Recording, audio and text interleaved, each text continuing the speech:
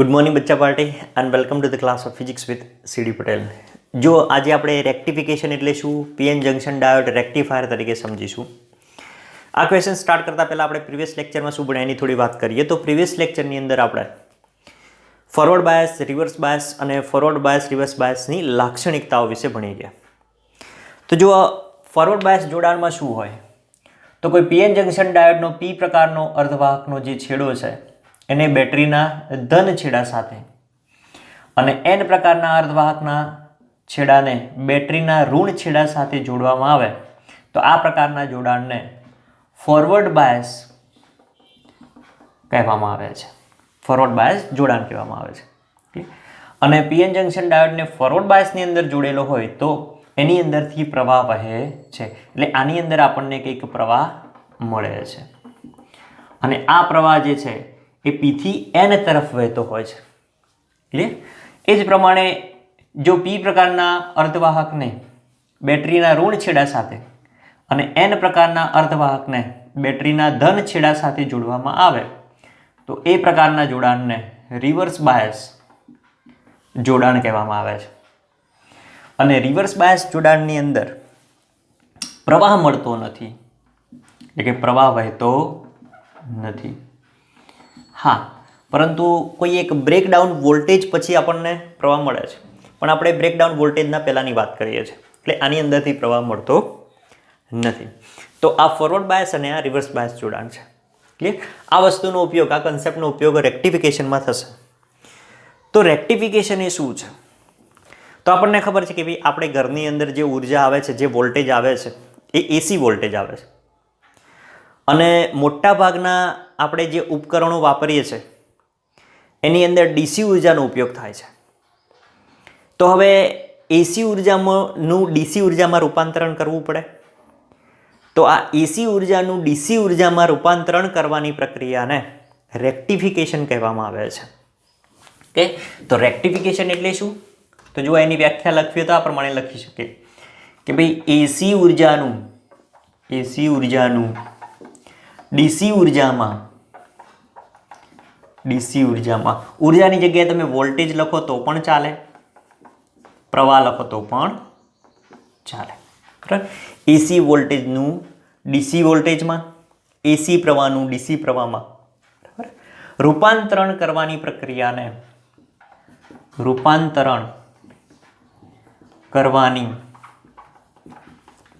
પ્રક્રિયાને રેક્ટિફિકેશન કહે છે. રેક્ટિફિકેશન કહે છે. ક્લિયર? અને જે ઉપકરણ એસી ઉર્જાનું ડીસી ઉર્જામાં રૂપાંતરણ કરે છે એને રેક્ટિફાયર કહેવામાં આવે છે. ક્લિયર? બરાબર? અને જે પરિપથો આ પ્રક્રિયા કરે છે એને રેક્ટિફાયર પરિપથો કહેવામાં આવે છે. ક્લિયર? દાખલા તરીકે આપણે મોબાઈલને ચાર્જ કરવો છે તો ચાર્જર જે છે એ આપણા ઘરની અંદર આવતી એસી ઉર્જાનું, એસી વોલ્ટેજનું ડીસી વોલ્ટેજમાં રૂપાંતરણ કરશે. તો જે ચાર્જરનો જે પરિપથ થયો એ પરિપથને રેક્ટિફાયર પરિપથ કહેવામાં આવે છે. ક્લિયર? તો રેક્ટિફાયર પરિપથની વ્યાખ્યા આપવી હોય તો શું થાય? તો જે પરિપથો દ્વારા એસી ઉર્જાનું અથવા તો એસી વોલ્ટેજનું ડીસી વોલ્ટેજમાં અથવા તો ડીસી ઉર્જામાં રૂપાંતરણ કરી શકાય છે તેવા પરિપથોને રેક્ટિફાયર પરિપથો કહે છે. એટલે જે પરિપથો એસી વોલ્ટેજનું ડીસી વોલ્ટેજમાં અથવા તો એસી ઉર્જાનું ડીસી ઉર્જામાં રૂપાંતર કરી શકે તેવા પરિપથોને રેક્ટિફાયર પરિપથો કહેવામાં આવે છે. ક્લિયર? આપણો આ પીએન જંક્શન ડાયોડ જે છે એ આ પ્રકારનું કાર્ય કરી શકે છે. ક્લિયર? તો જુઓ કેવી રીતે. તો જુઓ આપણે અહીંયા આગળ પીએન જંક્શન ડાયોડ દોરીએ એટલે એની આપણે સંજ્ઞા દોરીશું, બરાબર. આ છેડો છે એ પી પ્રકારનો અર્ધવાહક, આ એન પ્રકારનો, એટલે આ પીએન જંકશન ડાયોડની સંજ્ઞા થઈ ગઈ. એટલે આપણે અહીંયા વિચારી લઈએ કે આ પીએન જંકશન ડાયોડ છે.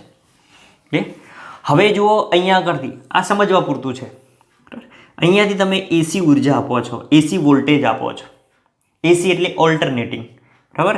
એમાં અડધો તરંગમાં ધન અને અડધું તરંગ કેવું હોય, ઋણ, એટલે ઓલ્ટરનેટિંગ વોલ્ટેજ કહેવાય. એટલે જે સમય સાથે બદલાય, સમય સાથે બદલાતું હોય. ઓકે. તો અહીંયા આગળ આપણે એસી વોલ્ટેજ આપીએ છીએ. તો જુઓ આ ઉપરના જે છે એ ધન અને નીચેનો છે એ ઋણ. ઓકે. તો જુઓ હવે અહીંયા આગળ આ બેટરી છે, બરાબર. બેટરીને આપણે એસી વોલ્ટેજ આપીએ છીએ. તો એસી વોલ્ટેજ આપીશું ત્યારે શું થશે, તો જો આ જે પીએન જંકશન ડાયોડ છે એનો પી પ્રકારનો છેડો બેટરીના ધન છેડા સાથે આવશે, બરાબર. તો આ જે પીએન જંકશન ડાયોડ છે એ કઈ સ્થિતિમાં થશે, આ પ્રકારનું જોડાણ કઈ સ્થિતિમાં હશે, તો ફોરવર્ડ બાયસમાં હશે. અને ફોરવર્ડ બાયસની અંદર જો પ્રવાહ વહે છે, એટલે પહેલાં જે અર્ધચક્ર દરમિયાન ધારો કે આટલો ભાગ છે, આ વોલ્ટેજ અહીંયા આગળ આપીશું, બરાબર. આ વોલ્ટેજ અહીંયાથી પસાર થશે, તો એ વખતે અહીંયા આગળ આપણને કંઈક પ્રવાહ મળે છે, એટલે અહીંયા આગળ પ્રવાહ મળશે, બરાબર. જો અહીંયા પ્રવાહ મળે એટલે આટલું તરંગ અહીં આની અંદરથી પસાર થઈ ગયું, બરાબર. પ્લસ છે એ પી સાથે હવે ફોરવર્ડ બાયસ થાય, ફોરવર્ડ બાયસ થાય એટલે આની અંદરથી પ્રવાહ વહે, પ્રવાહ વહે એટલે અહીંયા આગળ આ ધારો કે ઇનપુટ છે, સમજો આ ઇનપુટ છે અને આ આઉટપુટ છે, તો આપણને કંઈક આઉટપુટ મળે છે. ઓકે. હવે વાત આવી આટલા અડધા તરંગની, ક્લિયર. તો આ અડધા તરંગ દરમિયાન શું થશે, તો જુઓ હવે બેટરીનો ઋણ છેડો થયો, પોલારિટી ચેન્જ થઈ ગઈ, બરાબર. તો હવે ઋણને જો પીએન જંકશનના પી છેડા સાથે કનેક્ટ કરવામાં આવે અથવા તો પીમાંથી ઋણ પસાર થાય, બરાબર. તો હવે કેવું જોડાણ થઈ ગયું, તો રિવર્સ બાયસ થઈ ગયું. અને રિવર્સ બાયસ થઈ ગયું તો એની અંદરથી પ્રવાહ વહેતો નથી, એટલે આટલા અર્ધચક્ર દરમિયાન પ્રવાહ આની અંદરથી વહેશે નહીં. ક્લિયર. એટલે હવે જુઓ આટલા અર્ધચક્ર દરમિયાન આની અંદરથી પ્રવાહ વહેતો નથી. ક્લિયર. તો જુઓ અહીંયા આગળ પ્રવાહ ફરી પાછો ધન આવ્યો, તો ધન પી સાથે તો કયું જોડાણ થયું, ફોરવર્ડ બાયસ. ફોરવર્ડ બાયસ થયું એટલે એની અંદરથી પ્રવાહ વહે છે. ક્લિયર. તો આમ આપણને આ પ્રકારનો આઉટપુટ મળે છે, બરાબર. આઉટપુટ આ પ્રકારનો મળે છે. એટલે અહીંયા આગળ આપણને ધારો કે પ્રવાહની વાત કરીએ તો અહીંયા આગળ પ્રવાહ મળતો નથી અને અહીંયા આગળ પ્રવાહ મળે છે. ક્લિયર. આમાં અહીંયા તમે જુઓ તો એક જ દિશામાં પ્રવાહ મળે છે અથવા તો વોલ્ટેજ મળે છે. ક્લિયર. એક જ દિશામાં પ્રવાહ અથવા તો વોલ્ટેજ મળે છે. તો જો ઉપરની તરફ છે. ક્લિયર. તો જો આપણને આ દિશામાં નથી મળતો, આપણને આ દિશામાં જ પ્રવાહ મળે છે, આ દિશામાં પ્રવાહ મળતો નથી. એટલે અહીંયા આગળ મળતો પ્રવાહ એ એક દિશ પ્રવાહ મળે છે અને એક દિશને શું કહેવામાં આવે છે, ડીસી, બરાબર. અહીંયા આપણે કેવો આપીએ છીએ, એસી, જે સમય સાથે બદલાય છે, બરાબર. તો એસીનું શું થયું, ડીસીમાં રૂપાંતર. તો એસીનું ડીસીમાં રૂપાંતર આપણું આ પીએન જંકશન ડાયોડ કરી શકે છે. એટલે આનો ઉપયોગ રેક્ટિફાયર તરીકે થાય છે. સમજાઈ ગયું, બરાબર. તો જે ઉપકરણ એસી ઉર્જાનું ડીસી ઉર્જામાં રૂપાંતરણ કરે એને રેક્ટિફાયર કહેવામાં આવે છે. ક્લિયર. તો આ પીએન જંકશન ડાયોડ જે છે એ રેક્ટિફાયર તરીકે એનો ઉપયોગ થાય છે. ક્લિયર. ઓકે. તો હવે આ જે રેક્ટિફાયર છે એ બે પ્રકારના છે, બરાબર. એક છે અર્ધ તરંગ રેક્ટિફાયર અને બીજો છે પૂર્ણ તરંગ રેક્ટિફાયર.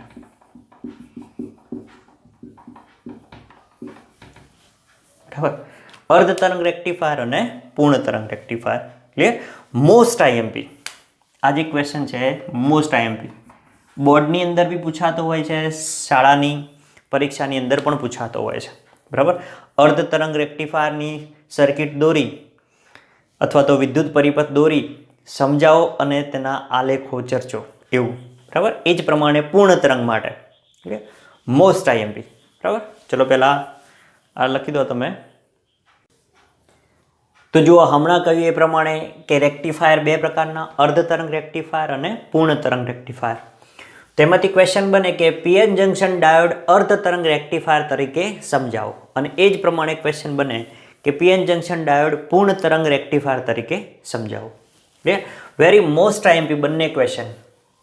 ઓકે, તો આપણને ખબર છે કે સામાન્ય રીતે બધા જે ઉપકરણો છે એ ઓછા વોલ્ટેજ ઉપર કાર્ય કરે છે. ધારો કે મોબાઈલ છે, રેડિયો છે, આ બધા ઓછા વોલ્ટેજ ઉપર. ધારો કે મોબાઈલની બેટરી છે, આપણો મોબાઈલ જે કાર્ય કરે છે એને ઉર્જા ક્યાંથી મળે છે? તો બેટરીમાંથી.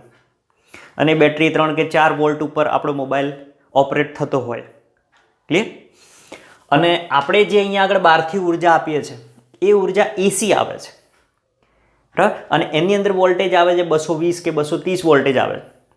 તો એ 230ના 4 કે 5 વોલ્ટ કરવા હોય તો આ વોલ્ટ વધારે વોલ્ટેજમાંથી વોલ્ટેજ ઘટાડવા માટે, એટલો મતલબ કે વોલ્ટેજમાં વધઘટ કરવા માટે કયું ઉપકરણ વપરાય છે? તો ચેપ્ટર નંબર 7માં આપણે આ ઉપકરણ વિશે ભણી ગયા, ટ્રાન્સફોર્મર. ક્લિયર? અને એના બે પ્રકાર હતા, સ્ટેપ અપ ટ્રાન્સફોર્મર અને સ્ટેપ ડાઉન ટ્રાન્સફોર્મર. ક્લિયર?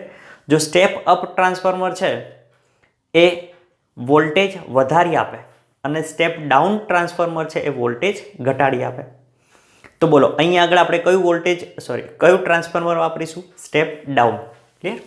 તો જો આ પીએન જંકશન ડાયોડ અર્ધ તરંગ રેક્ટિફાયરમાં આપણે સ્ટેપ ડાઉન ટ્રાન્સફોર્મર લઈશું. જો આપણે આ પ્રમાણે એક સર્કિટ દોરીએ તો સૌ પહેલાં સ્ટેપ ડાઉન ટ્રાન્સફોર્મર લઈશું. હવે ટ્રાન્સફોર્મરની અંદર શું હોય? તો જો બે ગૂંચળા હોય આ પ્રકારે. હવે સ્ટેપ ડાઉન છે એનો મતલબ કે પહેલું જે પ્રાઇમરી ગૂંચળું છે, આ પ્રાઇમરી અથવા તો પ્રાથમિક ગૂંચળું, એના આંટાની સંખ્યા વધારે, બરાબર, અને જે સેકન્ડરી ગૂંચળું છે એના આંટાની સંખ્યા ઓછી. ક્લિયર? તો આ પ્રકારના ગૂંચળાને આ જે ટ્રાન્સફોર્મર છે એને કેવું ટ્રાન્સફોર્મર કહેવાય? Step down. બરાબર, એટલે આ ગૌણ ગૂંચળું. ક્લિયર? આ પ્રાઇમરી ગૂંચળું અને આ ગૌણ ગૂંચળું. ટ્રાન્સફોર્મર વિશે આપણે ભણી ગયા. ક્લિયર? આની અંદરથી તમે વોલ્ટેજ આપો, પ્રવાહ પસાર કરો તો અહીંયા આગળ શું થાય? અન્યોન્ય પ્રેરણની ઘટના દ્વારા, બરાબર, બીજા ગૂંચળામાં ઈએમએફ ઉદ્ભવે. ક્લિયર? આ બધી વાતો આપણે 7મા ચેપ્ટરમાં કરેલી છે. ક્લિયર? ઓકે, એટલે હાલ પૂરતો આપણે અહીંયા આગળ સ્ટેપ ડાઉન ટ્રાન્સફોર્મર લઈ લઈશું. ક્લિયર?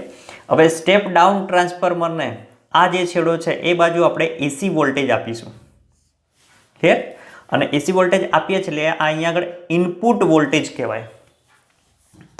વોલ્ટેજને ઇનપુટ વોલ્ટેજ કહેવાય. ક્લિયર? ઓકે, હવે આ બાજુ ગૌણ ગૂંચળું જોડેલું છે. જો હવે ગૌણ ગૂંચળાના આ બે છેડા, આને આપણે એ અને આને બી કહી દઈએ.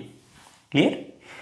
તો આ એ છેડા સાથે પીએન જંકશન ડાયોડનો પી પ્રકારના અર્ધવાહકનો છેડો જોડીશું.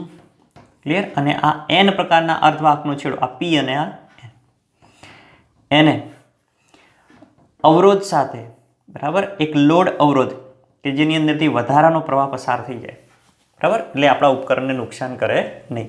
એટલે અહીંયા આગળ વધારાનો અવરોધ RL, જેને લોડ અવરોધ કહીએ, બરાબર, એને બી છેડા સાથે જોડીશું આ પ્રમાણે. ક્લિયર? અને બિલકુલ એને સમાંતર આઉટપુટ વોલ્ટેજ, બરાબર, કારણ કે વોલ્ટમીટર જોડીશું એટલે વોલ્ટમીટર શું માપે? તો આ બંને વચ્ચેનો વિદ્યુત સ્થિતિમાનનો તફાવત, એટલે આઉટપુટ વોલ્ટેજ આપણે એને VO, એકચ્યુઅલી શું છે? Output voltage. ક્લિયર? આ પ્રમાણે જુઓ. તો આ પ્રમાણેની એક સર્કિટ તૈયાર થઈ જાય. ક્લિયર? જો આની અંદર આ જે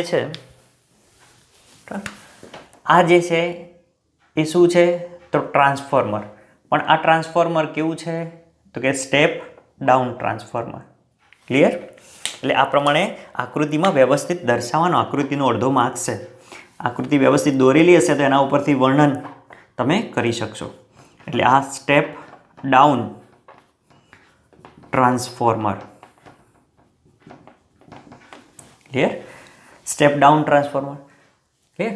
હવે આ બાજુથી તમે એસી વોલ્ટેજ આપો છો, ઉલટ સુલટ વોલ્ટેજ આ પ્રમાણે પ્લસ માઇનસ, બરાબર. તો અહીંયા આગળ સ્ટેપ ડાઉન ટ્રાન્સફોર્મરને કારણે અહીંયા આગળ પ્રવાહમાં વોલ્ટેજમાં શું થશે? ઘટાડો થશે, માઇનસ પ્લસ. ક્લિયર?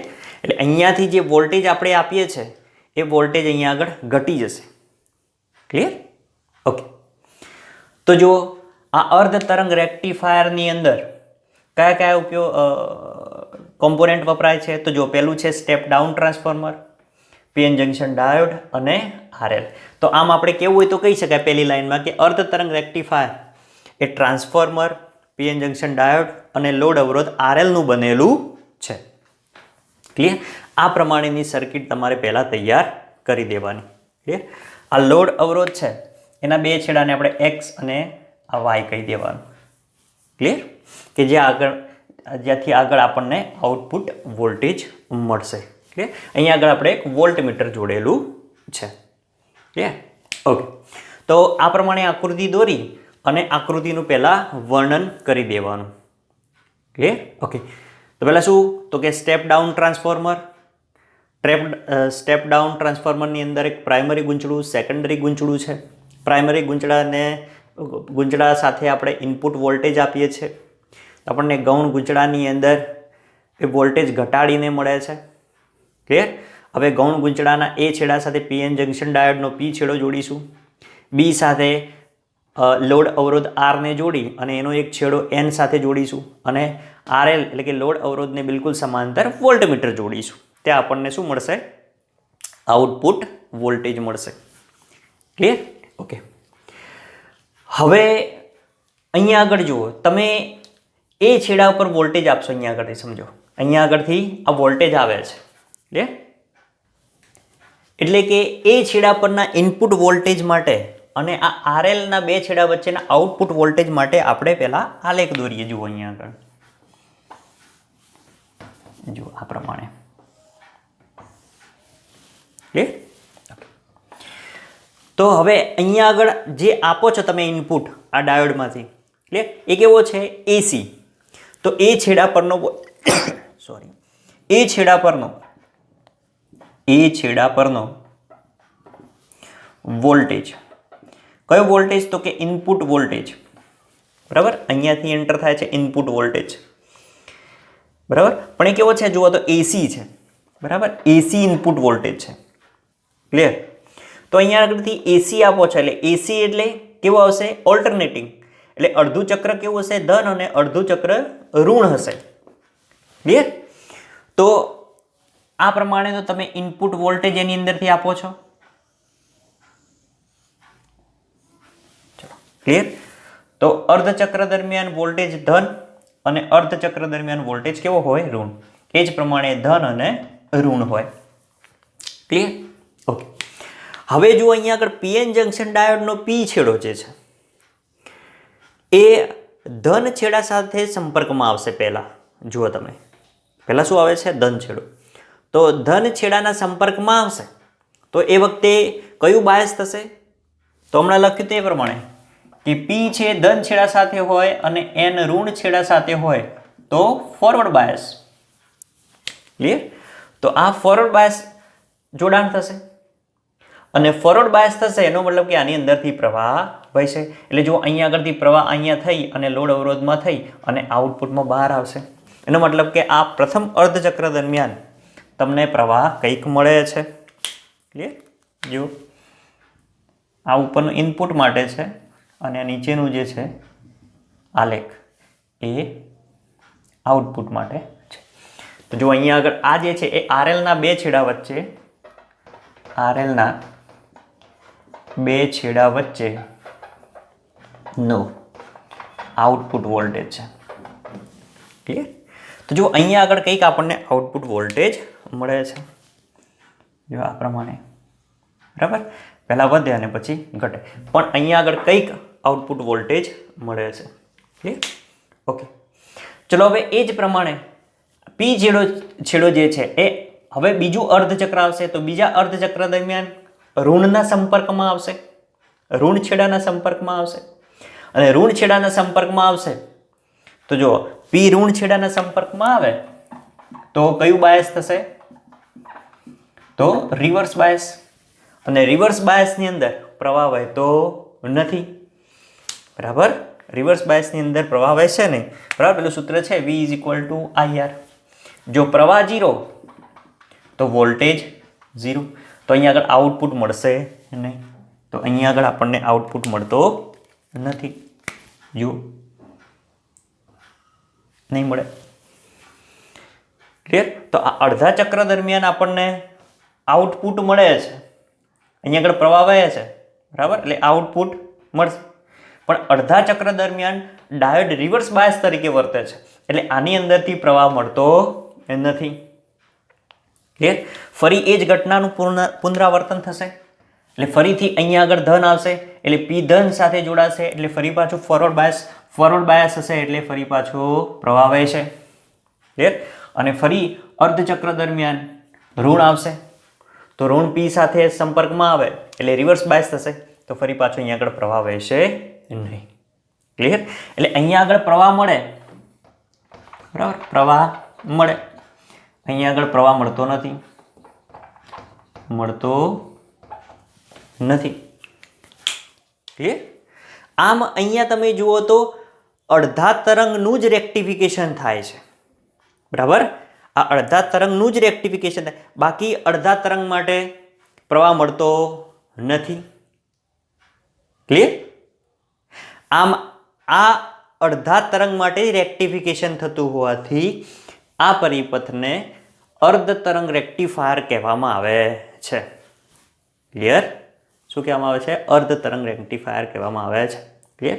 કે જેની અંદર આપણે PN જંક્શન ડાયોડનો ઉપયોગ કરેલો છે. એટલે PN જંક્શન ડાયોડનો અર્ધ તરંગ રેક્ટિફાયર તરીકે આ પ્રમાણેનો ઉપયોગ થાય છે એવું કહી શકીએ. એટલે અહીંયા આગળ જે આપણને આ DC મળે છે એ એક ધારો સ્મૂથ નથી મળતો, પણ કેવું મળે છે? તૂટક મળે છે. જો અહીંયા આગળ પહેલા મળ્યો, પછી નહીં મળતો, ફરી પાછો મળ્યો, નહીં મળતો, ફરી પાછો મળશે, નહીં મળે, મળશે, નહીં મળે.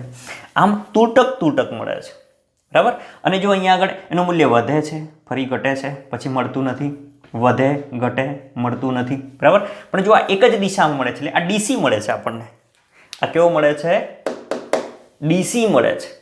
ભલે તૂટક મળે છે, પણ DC મળે છે. ક્લિયર? અચ્છા, બીજી વાત કે આ માટેની જે આવૃત્તિ છે એ આવૃત્તિની વાત કરીએ તો જો આ એક ચક્ર દરમિયાન આ એક દોલન પૂર્ણ થાય તો એને શું કહેવાય? આવૃત્તિ કહેવાય. બરાબર, તો આ જે છે અહીંયાથી અહીંયા, બરાબર, એ આવૃત્તિ. તો આવૃત્તિ માટે આ જે એક પૂર્ણ ચક્ર કરે છે, બરાબર, આ તરંગ પૂર્ણ થાય છે એક ચક્ર દરમિયાન. બરાબર, આ તરંગ પૂર્ણ થાય છે અહીંયા આગળ. તો એ માટેની ધારો કે આવૃત્તિ 1 છે AC માટે, તો આ અર્ધ ચક્ર દરમિયાન આવૃત્તિ પણ કેવી રહેશે? તો એની આવૃત્તિ પણ 1 જ રહેશે. તો આવૃત્તિ બંનેની સમાન રહેશે. બરાબર, આ અહીંયાથી આમ જઈ આમ પાછો આવી, પાછો આમ જઈને પાછો અહીંયા આવ્યો, તો એને એક આવૃત્તિ કહેવાય. એક દોલન પૂર્ણ કર્યું. પણ રેક્ટિફાયર થાય છે એટલે એની અંદર અહીંયા જઈને અહીંયા પાછો આવે છે, ફરી પાછો અહીંયા જઈને ફરી પાછો અહીંયા આવે છે. એટલે આવૃત્તિ બંનેની સમાન રહેશે. ક્લિયર? એટલે અર્ધચક્ર દરમિયાન આવૃત્તિ કહે તો આવૃત્તિ સમાન, પણ હા, વોલ્ટેજનું રેક્ટિફિકેશન અડધું થઈ જાય. ક્લિયર? એટલે આ વસ્તુ ખાસ ધ્યાન રાખવાની. ક્લિયર? તો PN જંક્શન ડાયોડ અર્ધ તરંગ રેક્ટિફાયર છે પૂછે તો આ પ્રમાણે પહેલાં આકૃતિ દોરી, આકૃતિને સમજાવવાની, એના ઉપરથી ઇનપુટ વોલ્ટેજ અને આઉટપુટ વોલ્ટેજના બે આલેખોને સમજાવવાના. ક્લિયર? તો તમને પૂરેપૂરા માર્ક્સ મળે. આ 3 વસ્તુ, આલેખો દોરવા જરૂરી છે, આકૃતિ અને આલેખો જરૂરી છે, અને એ પ્રમાણે આપણે એનું લખાણ લખવું પડે. ક્લિયર? જો આની અંદર ખબર પડી જાય એટલે પૂર્ણ તરંગ તો તમને તરત જ આવડી જશે. ક્લિયર? તો જુઓ હમણાં આપણે અર્ધ તરંગ રેક્ટિફાયર જોયો. અર્ધ તરંગ રેક્ટિફાયરની અંદર આપણે એક જ ડાયોડનો ઉપયોગ કરતા હતા, એટલે કે એક જ ડાયોડના ઉપયોગથી આપણને અર્ધ તરંગ રેક્ટિફાયર મળતો હતો. હવે વાત કરવાની છે PN જંક્શન ડાયોડ માટે પૂર્ણ તરંગ રેક્ટિફાયર. તો પૂર્ણ તરંગ રેક્ટિફાયરની અંદર 2 ડાયોડનો ઉપયોગ કરવામાં આવે છે. ક્લિયર? અર્ધ તરંગમાં 1 ડાયોડ અને પૂર્ણ તરંગમાં 2 ડાયોડ વાપરવામાં આવે છે. ક્લિયર? ઓકે, ચલો કેવી રીતે? તો જો આગળનો આ જે પોર્શન છે એ તો સેમ જ આવશે. અહીંયા આગળ પ્રાઇમરી ગૂંચળું એક સ્ટેપ ડાઉન ટ્રાન્સફોર્મર લઈ લો. એના પ્રાઇમરી ગુંચડા સાથે ઇનપુટ વોલ્ટેજ આપો, બરાબર, એસી, અને સેકન્ડરી ગુંચડું છે તો સેકન્ડરી ગુંચડાના બે છેડા, એક એ અને એક બી, એ છેડા સાથે એક પીએન જંક્શન ડાયોડ અને બીજા છેડા સાથે બીજો પીએન જંક્શન ડાયોડ આપણે જોડી દઈએ, જો આ પ્રમાણે.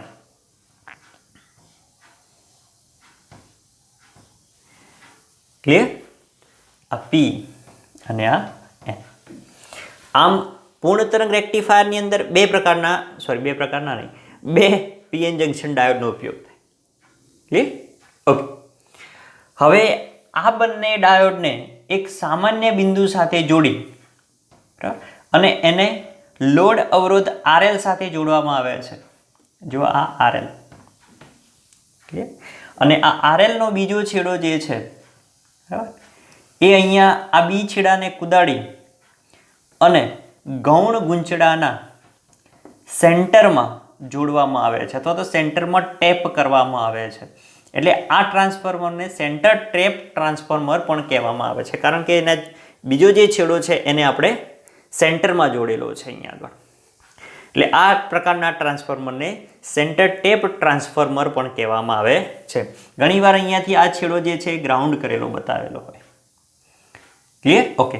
હવે RL ને બિલકુલ સમાંતર વોલ્ટમીટર એટલે આઉટપુટ વોલ્ટેજ અહીંયા આગળથી આપણે માપવાનું VO. ક્લિયર?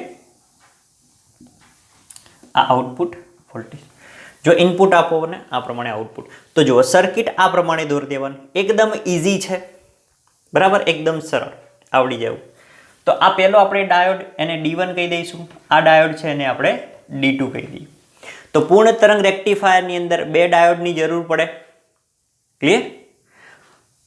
આની આકૃતિની સમજ આપણે આગળ આપી એ પ્રમાણે જ આપવાની, બરાબર, કે પ્રાઇમરી ગુંચડા સાથે આપણે ઇનપુટ વોલ્ટેજ આપો, પછી અહીંયા સ્ટેપ ડાઉન ટ્રાન્સફોર્મર છે, વોલ્ટેજ ઘટાડી આપશે અહીંયા આગળ. હવે ગૌણ ગુંચડાના બે છેડા એ અને બી, તો એ છેડા સાથે એક ડાયોડ અને બી છેડા સાથે બીજો ડાયોડ જોડો, બંનેને કોઈ એક સામાન્ય બિંદુ સાથે કનેક્ટ કરી અને એમાંથી એને RL એટલે કે લોડ અવરોધ સાથે જોડી, લોડ અવરોધનો બીજો છેડો જે છે એ ગૌણ ગુંચડાના સેન્ટરમાં ટેપ કરો એટલે જોડો. એટલે આ પ્રકારનું જે ગુંચડું થયું, બરાબર, અથવા તો ટ્રાન્સફોર્મર થયું, એને આપણે સેન્ટર ટેપ ટ્રાન્સફોર્મર કહીએ છીએ. ક્લિયર? ઓકે. હવે આ બે ડાયોડ છે એ બે ડાયોડને મળતો ઇનપુટ વોલ્ટેજનો આલેખ દોરીએ. જો તો અહીંયા આગળ આપણે આલેખ દોરીએ તો જુઓ અહીંયા આગળ આ D1 માટે, D2 માટે અને આ આઉટપુટ વોલ્ટેજ માટે. ક્લિયર? ઓકે. તો અહીંયા આગળ D1 ને મળતો ઇનપુટ વોલ્ટેજ, બરાબર, જો અહીંયા આગળ AC આવે છે બે છેડા, એટલે એક છેડો જ્યારે ધન હોય ત્યારે બીજો છેડો ઋણ હોય, બરાબર.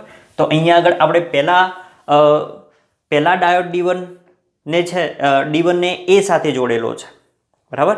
તો D1 ને મળતો ઇનપુટ વોલ્ટેજ અહીંયા લખીશું આપણે કે D1 ને મળતો input voltage. Clear?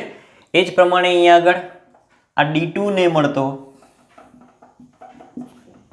Input voltage, D2 ને મળતો ઇનપુટ વોલ્ટેજ. ક્લિયર? હવે અહીંયા આગળ આ એ તરંગ માટે થશે ને, એટલે આ એ તરંગ ટેક્સ્ટબુકની અંદર આવું લખેલું છે તમારે કે એ આગળનું તરંગ, ટેક્સ્ટબુકની અંદર આ પ્રમાણે લખેલું છે કે એ આગળનું તરંગ, એ આગળનું તરંગ, બરાબર. અહીંયા આગળ બી આગળનું તરંગ. ક્લિયર? એટલે અહીંયા આગળથી આખું એક તરંગ ડાયોડને મળે એ વખતે જો એ છેડો જે છે એ ધન હોય તો એ વખતે બી છેડો જે છે એ કેવો હોય? ઋણ હોય. એસી વોલ્ટેજની અંદર, હિયર એસી વોલ્ટેજની અંદર એ છેડો જ્યારે ધન હોય એ વખતે બી છેડો કેવો થશે? ઋણ થશે. ક્લિયર?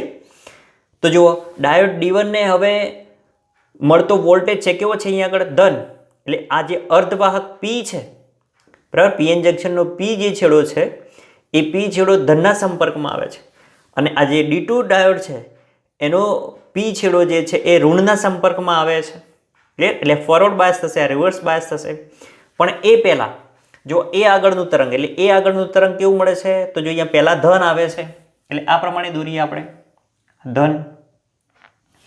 એ વખતે બી આગળનું તરંગ કેવું મળે છે? ઋણ. તો જો આ પ્રમાણે છે. ક્લિયર? પછી આ પ્રમાણે આગળ વધે છે. જો આ પ્રમાણે. ક્લિયર? જો આ પ્રમાણે દોરી દેવાનું. આના માર્ક્સ છે. હા ભાઈ, આ નહીં દોરો તો તમને માર્ક્સ મળે નહીં. આ દોરી અને પછી એને સમજાવવો પડે. ક્લિયર? જો આ પ્રમાણે તમારે વ્યવસ્થિત ફૂટપટ્ટીનો ઉપયોગ કરી અને દોરવાનું. ઓકે, તો ચલો આ બંને શું છે? ઇનપુટ એસી. ઇનપુટ એસી. અને અહીંયા આગળ જે તમને મળે છે એ ડીસી મળશે. બરાબર? અને એ જે મળે છે એ આરએલના બે છેડા વચ્ચેનો વોલ્ટેજ. આરએલના બે છેડા વચ્ચેનો આઉટપુટ વોલ્ટેજ. ક્લિયર? આરએલના બે છેડા વચ્ચેનો આઉટપુટ વોલ્ટેજ મળશે. ઓકે, તો ચલો એ આગળનું તરંગ. તો પહેલું કેવું છે? ધન. એ વખતે આ બાજુની પોલારિટી કેવી થશે? ઋણ. તો એ બી આગળનું તરંગ કેવું થશે? ઋણ. તો જો અહીંયા આગળ ધન છે, એ વખતે આ ઋણ છે. ક્લિયર? ઓકે, તો હવે જુઓ અહીંયા આગળ કે આ જે ડાયોડ D1 છે એ D1નો પી જે છેડો છે એ ધનના સંપર્કમાં આવે છે. હવે ધનના સંપર્કમાં આવશે એટલે આ કયું થયું? તો ફોરવર્ડ બાયસ થયું. તો ફોરવર્ડ બાયસ થયું એની અંદર એનો મતલબ કે આની અંદરથી પ્રવાહ વહેશે. ક્લિયર? જ્યારે આ બાજુ જો રિવર્સ બાયસ થશે, રિવર્સ બાયસ થશે એટલે આની અંદરથી પ્રવાહ વહેશે નહીં. એટલે આ જે પ્રવાહ છે એ અહીંયાથી અહીંયા નહીં આવે, પરંતુ અહીંયાથી સીધું નીકળી અને અહીંયાથી બહાર નીકળશે. એટલે તમને અહીંયા આગળ કંઈક આઉટપુટ પ્રવાહ મળશે. બરાબર? આઉટપુટ વોલ્ટેજ આ પ્રમાણે મળશે. એટલે અહીંયા આગળ તમને વોલ્ટેજ મળે છે, આઉટપુટ વોલ્ટેજ. ક્લિયર? બરાબર? ઓકે, હવે શું થશે? તો હવે જો હવે આની પોલારિટી ચેન્જ થઈ ગઈ. બરાબર? આ અડધું ચક્ર, અડધું તરંગ નીકળી ગયું. હવે આવ્યું અડધું તરંગ. તો અડધા તરંગ માટે આ કેવો થશે? માઇનસ થશે અને આ કેવો થશે? પ્લસ થશે. એટલે આ માઇનસ થશે. એ વખતે જુઓ અહીંયા આગળ આ પી છેડો છે એ ઋણના સંપર્કમાં આવ્યો એટલે આ હવે કેવો થઈ ગયો? રિવર્સ બાયસ થઈ ગયો. એટલે આની અંદરથી પ્રવાહ વહેશે નહીં. પણ જુઓ અહીંયા આગળ એ જ સમયે આ ડાયોડ D2 છે એનો પી છેડો જે છે ધનના સંપર્કમાં આવે એટલે આ ફોરવર્ડ બાયસ થાય. એનો મતલબ કે આની અંદરથી પ્રવાહ વહેશે એટલે આ પ્રવાહ અહીંયા થઈને બહાર નીકળી જશે. બરાબર? તો એ વખતે પણ તમને અહીંયા આગળથી વોલ્ટેજ મળે છે. ક્લિયર? એટલે આ જે વોલ્ટેજ મળ્યો એ ડાયોડ D1 ને કારણે મળે છે અને આ જે મળે છે એ D2 ને કારણે મળે છે. બરાબર? તો આરએલના બે છેડા વચ્ચેનો આઉટપુટ વોલ્ટેજ આ પહેલો જે મળ્યો છે એ D1 ને કારણે અને બીજો જે મળે છે એ D2 ને કારણે મળે છે. આ જ રીતે ફરી પુનરાવર્તન થશે. બરાબર? ફરીથી આ છેડો પ્લસ થશે, આ માઇનસ થશે. ક્લિયર? હવે આ પ્લસ થશે એટલે ફરી પાછો એ ફોરવર્ડ બાયસમાં આવી ગયો. જુઓ, બરાબર? આ કેવો આવ્યો? રિવર્સ બાયસમાં આવી ગયો. એટલે આની અંદરથી પ્રવાહ વહેશે નહીં, તો પ્રવાહ અહીંયાથી વહેશે. બરાબર? એટલે આમ ફરી પાછો તમને પ્રવાહ મળશે એટલે વોલ્ટેજ મળશે અહીંયા આગળથી. ક્લિયર? આની અંદરથી કંઈક પ્રવાહ મળશે કારણ કે પ્રવાહ વહેશે. V = IR ઉપરથી પ્રવાહ વહેશે. બરાબર? અવરોધ તો છે જ કંઈક. બરાબર? તો એનો મતલબ કે વોલ્ટેજ મળશે અહીંયા આગળ કંઈક. બરાબર? એટલે આઉટપુટ વોલ્ટ અહીંયા આગળ મળશે. ફરી પાછો પોલારિટી ચેન્જ થશે એટલે ફરી પાછો આની અંદર આ રિવર્સ બાયસમાં આવશે એટલે આની અંદરથી પ્રવાહ વહેશે નહીં અને આની અંદરથી પ્રવાહ વહેશે એટલે ફરી પાછો તમને અહીંયા આગળ આ પ્રકારે વોલ્ટેજ મળશે. ક્લિયર? આ કોના કારણે? આ ફરીથી D1 ના કારણે, આ D2 ના કારણે, ડાયોડ D1 ના કારણે તમને વોલ્ટેજ મળે છે. પેલો D2 ના કારણે વોલ્ટેજ મળશે. ક્લિયર? આમ પુનરાવર્તન ચાલતું રહેશે. બરાબર? અને તમને પૂર્ણ તરંગ મળે છે અને આ રેક્ટિફાયરને પૂર્ણ તરંગ રેક્ટિફાયર તરીકે ઓળખવામાં આવે છે. ક્લિયર? પહેલામાં એક ડાયોડ હતો તો આપણને અડધો તરંગ એટલે કે અર્ધ તરંગ મળતું હતું. આની અંદર પૂર્ણ તરંગ મળશે, 2 ડાયોડ છે એટલે. ક્લિયર? તો આને પૂર્ણ તરંગ રેક્ટિફાયર કહેવામાં આવે છે. પણ અહીંયા આગળ જુઓ તમે, હવે આ એક દિશામાં મળે છે એટલે આ તમને કેવો મળે છે? ડીસી મળે છે. આ આઉટપુટ જે મળ્યો એ કેવો મળ્યો તમને? ડીસી મળે. ક્લિયર? કારણ કે જુઓ એક જ દિશામાં મળે છે ઉપર. પણ આ જે ડીસી મળે છે એ જુઓ સ્મૂથ મળતો નથી. કેવો મળે છે? વધઘટ મળે છે. જો વધે છે, ઘટે છે, ફરી પાછો વધે, ઘટે, વધે, ઘટે, વધે. એટલે આ પ્રકારનો તમને જો ડીસી મળતો હોય, તમે કોઈ બલ્બ લગાડો તો બલ્બ ઘડીકમાં ચમકે, ઘડીકમાં ઝાંખો થઈ જાય, ફરી પાછો પ્રકાશિત થાય, ફરી પાછો ઝાંખો થઈ, એવું થાય. ક્લિયર? તો એના માટે શું કરવું હવે? ક્લિયર? તો હવે એના માટે આપણે આ જે ડીસી મળે છે એ ડીસીને સ્મૂથ બનાવવા માટે આ જે લોડ અવરોધ છે આરએલ છે, એ આરએલ સાથે કેપેસિટર અથવા તો ઇન્ડક્ટરો જોડવામાં આવે છે. બરાબર? અને કેપેસિટર અને ઇન્ડક્ટરોને જોડી અને ફિલ્ટર પરિપથ બનાવવામાં આવે છે. અને ફિલ્ટર પરિપથોની મદદથી આપણને સ્મૂથ ડીસી પ્રવાહ મળે છે, અથવા તો સ્મૂથ ડીસી વોલ્ટેજ આપણે મેળવી શકીએ છીએ, જે આપણે નેક્સ્ટ લેક્ચરમાં ભણીશું. ફિલ્ટર પરિપથો. ક્લિયર? 2 માર્ક્સની અંદર પૂછાય છે. બરાબર? ફિલ્ટર પરિપથો સમજાવો. ક્લિયર?